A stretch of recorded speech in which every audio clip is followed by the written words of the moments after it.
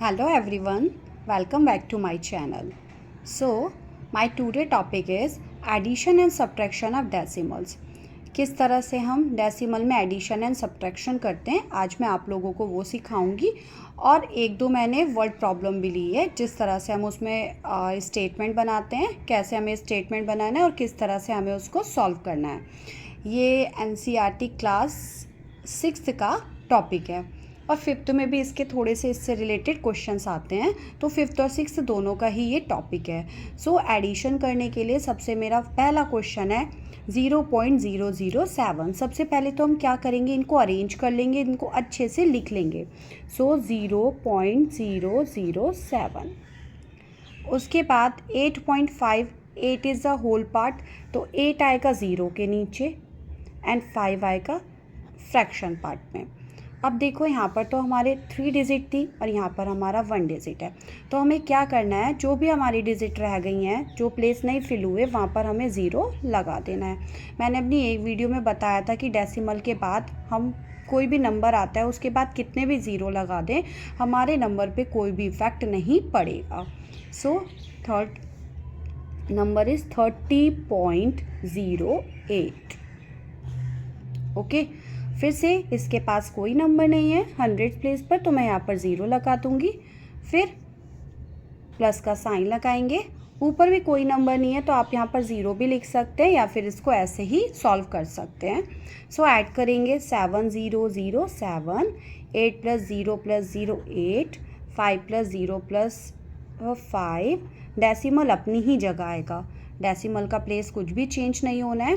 फिर 8 + 0 + 0 8 and 3 + 0 + 0 3। So 38.87 is a answer. हमें जब भी हम इस क्वेश्चंस को करेंगे एडिशन एंड सब्ट्रैक्शन को, तो हमारी जो मेन चीज़ है वो ये होती है कि जो भी हमारे नंबर्स दिए हैं उसको कहाँ पुट करना है। कभी कभी क्या करते हैं बच्चे, मिस्टेक कर जाते हैं, फ्रैक्शन पार्ट को होल पार्ट में लिख देते हैं और होल को फ्रैक्शन पार्ट में लिख देते हैं। तो जो भी हमारा डेसिमल से पहले वाला पार्ट है वो हमारा होल पार्ट है और वो हमेशा डेसिमल से पहले वाले होल पार्ट में ही आएगा जितने भी हम नंबर्स ले रहे हैं। और डेसिमल के बाद वाला पार्ट जो कि फ्रैक्शन पार्ट कहलाता है, वो हमेशा हमारे डेसिमल के बाद वाले जो भी पार्ट है उसी साइड में आएगा, उसी रो में हम उसको रखकर ऐड करेंगे। ठीक है, नेक्स्ट क्वेश्चन इज 280.69 एंड 25.2। फिर से यहाँ पे फ्रैक्शन वाले पार्ट में सो मैं 0 लगा दूंगी और यहाँ पर 100 प्लेस नहीं है तो यहाँ पर भी मैं क्या लगा दूंगी, 0 लगा दूंगी। And 38 is the whole number. यहाँ पर हमारे पास कोई भी फ्रैक्शन पार्ट है ही नहीं, तो जहाँ पर भी फ्रैक्शन पार्ट नहीं होता है और हमें एडिशन के लिए चाहिए, तब हम वहाँ पर 0 0 लिख कर ऐड कर देंगे। ठीक है, क्योंकि 0 से हमारे क्वेश्चन पर कोई भी इफेक्ट नहीं पड़ेगा। सो बस स्टार्ट करते हैं ऐड करना। 9 + 0 + 0 9, 6 + 2 8। डेसिमल के प्लेस पर उसमें कोई भी चेंजेस नहीं आएंगे। 8 एंड 5 ऐड करेंगे, कितना आएगा 13, 1 कैरी। फिर ऐड करेंगे 8 और 2 10, 10 एंड 3 13 एंड 1 14, 14 का 4 again 1 carry, 2 and 1 3। So our answer is 343.89। तो जब भी हम डेसिमल्स में एडिशन करते हैं हमें माइंड में रखना है कि होल डेसिमल से पहले वाला पार्ट कहाँ लिखना है और डेसिमल्स के बाद वाला पार्ट कहाँ लिखा जाएगा। अब हम सब्ट्रैक्शन के ऊपर बेस्ड क्वेश्चन करेंगे। So first question of subtraction is 202.54 metre from 250 metre. मुझे क्या करना है, जब भी मैंने बोला था फ्रॉम वाला हमारे पास क्वेश्चन होता है सब्ट्रैक्शन का, तब हमें जो फ्रॉम के बाद वाला पार्ट है उसे हमें ऊपर लिखना होता है और जो पहले दिया होता है उसको हमें उसके नीचे लिखना होता है। तो मैं क्या लिखूँगी, 250। ठीक है, फिर से ये होल पार्ट है, इसमें कोई भी मेरे पास डेसिमल पार्ट नहीं है, तो मैं यहाँ पर डेसिमल के लिए 0 0 लगा दूंगी। फ्रैक्शन पार्ट के लिए अगेन क्या माइनस करना है, 202.54। ठीक है, अब माइनस करेंगे। माइनस करने के लिए क्या करना पड़ेगा, 4 इज़ ग्रेटर देन 0, सो मुझे बोरो करना पड़ेगा। तो बोरो करने के लिए क्या करेंगे, ये हमारा 10 बन जाएगा। 10 में से 4 माइनस करेंगे हमें क्या मिलेगा 6, यहाँ पर हमारा 9 रह जाएगा, 9 में से 5 माइनस करेंगे 4, यहाँ पर फिर से 9 रह जाएगा, 9 में से 2 माइनस करेंगे 7 एंड यहाँ पर हमारा रह जाएगा 4, क्योंकि 5 ने 1 बोरो दे दिया था, तो हमारा आंसर आ गया 47.46। फिर से जहाँ पर भी हमारा ये पार्ट नहीं था, फ्रैक्शनल पार्ट नहीं था, वहाँ पर हमने 0 0 पुट किया है क्वेश्चन को अरेंज करने के लिए। ठीक है, सो 250.00, 202.54, answer is 47.46। Now next question is 11.6 minus 9.847। Again अब देखो यहाँ पर फ्रैक्शनल पार्ट में हमारी 1 डिजिट है और यहाँ पर फ्रैक्शनल पार्ट में हमारी 3 डिजिट है। अब देखो इसको हम कैसे अरेंज करके लिखेंगे, 11.6 9.847। ऊपर हमारे 2 प्लेस खाली रह गए, तो वहाँ पर हम क्या लगा देंगे, ज़ीरोज़। अब हम क्या करेंगे, माइनस करेंगे, फिर से हमें क्या करना पड़ेगा, बोरो करना पड़ेगा। फिर मैं बोरो करती हूँ, 10 बन जाएगा, 10 में से 7 माइनस किया 3, 9 में से 4 माइनस किया 5, यहाँ पर कितना रह गया 5। जब हमने बोरो दे दिया तो 6 के पास कितना रह गया 5, अगेन मुझे बोरो लेना पड़ेगा, तो ये क्या बन जाएगा 15, 15 में से 8 माइनस किया 7, और जब मैंने 1 बोरो दे दिया था तो 1 के पास मेरा क्या रह गया 0, फिर 0 फिर बोरो लेगा तो क्या बन गया 10, 10 में से 9 माइनस किया आ गया 1। सो 1.753 इज आंसर। जब भी हमारे पास 0 0 ऐसे क्वेश्चंस होते हैं तो अब हमें बोरो लेना होता है, और बोरो ऐसे ही कंटिन्यू चलता रहता है। हम अपनी लास्ट डिजिट से बोरो करते जाएंगे और लास्ट में जो डिजिट आएगी उससे हम अपना बोरो लेके और सॉल्व करेंगे क्वेश्चंस को। सो 11.6 माइनस 9.847 इज आंसर इज 1.753। अब मैंने यहाँ पर एक वर्ड प्रॉब्लम लिया है। सो वर्ड प्रॉब्लम है, Rahul bot 4 kg 90 gram of apples, 2 kg 60 gram of grapes and 5 kg 300 grams of mangoes. Find the total weight of all the fruits he bought. अब जब भी हमारे ऐसे वाले क्वेश्चन आते हैं स्टोरी बेस्ड या फिर वर्ड प्रॉब्लम आते हैं, तो जहाँ पर भी हमें टोटल दिखाई दे, टुगेदर दिखाई दे, ऑल टुगेदर दिखाई दे, तब हमें वहाँ पर क्या करना होता है, ऐड। क्या करना होता है, ऐड। वहाँ पर हम क्या करेंगे, एडिशन करेंगे। लेकिन इसमें एडिशन करने के लिए क्योंकि हमें केजी और ग्राम में दिया है, हमें इसको फर्स्ट ऑफ ऑल क्या करना पड़ेगा, डेसिमल में कन्वर्ट करना पड़ेगा। सो हम इसको डेसिमल में कन्वर्ट करेंगे। सो पहले तो हमें इसका स्टेटमेंट बनाना पड़ेगा। तो स्टेटमेंट के लिए राहुल ने क्या क्या खरीदा, एप्पल्स खरीदे, ग्रेप्स खरीदे और मैंगोज़ खरीदे। ये मैटर नहीं करता स्टेटमेंट बनाने के लिए कि राहुल है कि सीता है कि मीरा है कि कौन है, हमें उससे मतलब नहीं है। हमें बेसिकली मेन पॉइंट चाहिए, उसने क्या क्या खरीदा, एप्पल्स खरीदे, ग्रेप्स खरीदे एंड मैंगोज़ खरीदे। और लास्ट में वो क्या बोल रहा है कि हमें टोटल वेट फाइंड करना है। तो मैं क्या लिखूँगी, सबसे पहले वेट ऑफ एप्पल्स। हम लोग क्या लिखेंगे, weight of apples, weight of apples. Apples का वेट कितना है हमारा, 4 kg 90 ग्राम। एप्पल्स हो गए 4 kg 90 ग्राम। अब 4 kg 90 ग्राम को मुझे क्या करना है, कन्वर्ट करना पड़ेगा पॉइंट में, तभी जाके हम इसको सॉल्व करेंगे। अदरवाइज हम इसको केजी और ग्राम में लिखेंगे तो क्या हो जाएगा, गड़बड़ हो जाएगा। इसको समझने के लिए कि हम इसको कैसे लिखेंगे, हमें पता है हमारा 1 kg में कितने ग्राम्स होते हैं, 1 kg में 1000 ग्राम्स होते हैं। सो हमारे जो फ्रैक्शन पार्ट है वहाँ पर हमें 3 डिजिट नंबर चाहिए। कितना चाहिए, 3 डिजिट नंबर। सो ये हमारा क्या बन जाएगा, 4.090।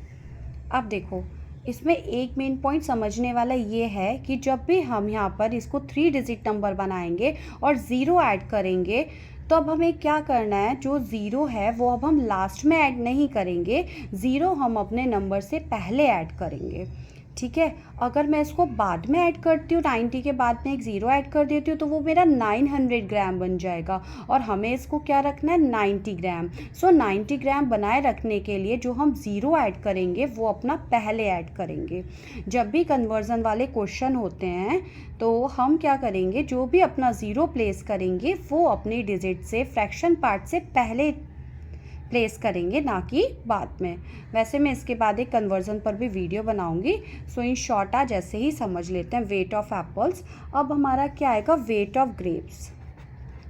वेट ऑफ ग्रेप्स, हमने ग्रेप्स कितने लिए हैं, ग्रेप्स कितने खरीदे थे उसने 2 kg 60 ग्राम। ये भी क्या हो जाएगा 2 kg 60 ग्राम को जब मैं लिखूंगी तो 2.060, क्या बन गया 2.060। एट लास्ट उसने क्या खरीदा था, मैंगोज, तो मैं क्या लिखूंगी, weight of mangoes. Weight of mangoes, mangoes कितने लिए थे उसने 5 kg 300 ग्राम। अब 5 kg 300 ग्राम में 300 के पास पहले से ही 3 डिजिट हैं, तो ये हमारा सिंपल चेंज हो जाएगा, ये हो जाएगा 5.300 kg। हाँ, इन सब के आगे हमें के, ठीक है, ये मैंने ऐसे समझाने के लिए लिखा था तो इसको अवॉइड करना। ठीक है, अब हम क्या करेंगे, इन सबको एक साथ लिख के ऐड करेंगे। Total weight of the fruits, अब क्या आ जाएगा, total weight of fruits. Total weight of fruits मतलब उसने कितने फ्रूट्स खरीदे। टोटल वेट ऑफ फ्रूट्स आ गया। अब सबको रख के क्या करेंगे, ऐड करेंगे। Total weight of fruits bot is, सबसे पहले क्या लिखूंगी 4.090 kg। उसके बाद क्या लिखूंगी 2.060 kg। फिर क्या लिखना है 5.300 kg। हो गया। अब मुझे क्या करना है, इनको ऐड करना है। फिर से 0 0 0, 9 and 6 15, 1 कैरी, 3 and 1 4, डेसिमल के प्लेस पर डेसिमली। फिर से 4 और 2 6 and 6 and 5 11। सो उसने कितने फ्रूट्स खरीदे, 11 kg 450 ग्राम। सो लास्ट में हम लिखेंगे हमारा final statement, total weight of fruits, total weight of fruits equal to 11.450 kg। So इस तरह से हम वर्ड प्रॉब्लम करते हैं। अब मैं एक सब्ट्रैक्शन की वर्ड प्रॉब्लम सॉल्व करके दिखाऊंगी। सो सब्ट्रैक्शन का क्वेश्चन है, Aryan had ₹7.45, he bought toffees for ₹3.50, find the balance amount left with Aryan. Means Aryan के पास कितने पैसे थे 7.45 रुपीज़, उसने टॉफ़ीज़ खरीद ली 3.50 की, तो हमें बताना है उसके पास कितना बैलेंस रह गया। सो हम क्या लिखेंगे, सबसे पहले statement total amount of money, total amount of money. फिर से वही, हमें ये फ़र्क नहीं है, कुछ मैटर नहीं करता कि आर्यन है कि राहुल है, हमें केवल अपना मेन पॉइंट में जो स्टेटमेंट में हमें बताना है वही लिखना है। टोटल अमाउंट कितना था ₹7.45। उसके बाद टॉफ़ीज़ कितने की आई 3.50, तो मैं क्या लिखूँगी, अमाउंट स्पेंट ऑन टॉफ़ीज़ या फिर कॉस्ट ऑफ टॉफ़ीज़, कुछ भी लिख सकते हैं। सो मैं लिखूँगी amount spent on toffees.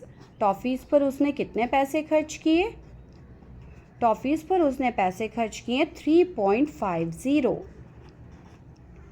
Okay, now balance amount, जब भी लेफ्ट आता है तब हम क्या करेंगे, माइनस करेंगे। So balance amount of money या लेफ्ट अमाउंट भी लिख सकते हैं, balance amount of money equal to, simple minus कर देना है, ₹7.45 माइनस ₹3.50। अब मैं इसको माइनस करूँगी, ₹7.45 3.50, सिंपल माइनस करेंगे हम लोग। 5 में से 0 माइनस किया, 5 आया। नाउ बोरो करेंगे 14 में से 5 माइनस करूँगी तो मेरे पास क्या आ जाएगा, 14 में से 5 माइनस करने पर 9। 7 ने 1 बोरो कर दिया था तो 7 के पास कितना बचा, 6। अब 6 में से 3 माइनस करूँगी, क्या आ जाएगा, 3। सो 3.95 इज़ द आंसर। सो उसके पास कितने पैसे बचे, 3.95। इस तरह से हम अपने वर्ड प्रॉब्लम सॉल्व करते हैं। आई होप गाइस आप लोगों को समझ आई होगी वीडियो। समझ आई हो तो please like share and subscribe करें। Thank you for watching.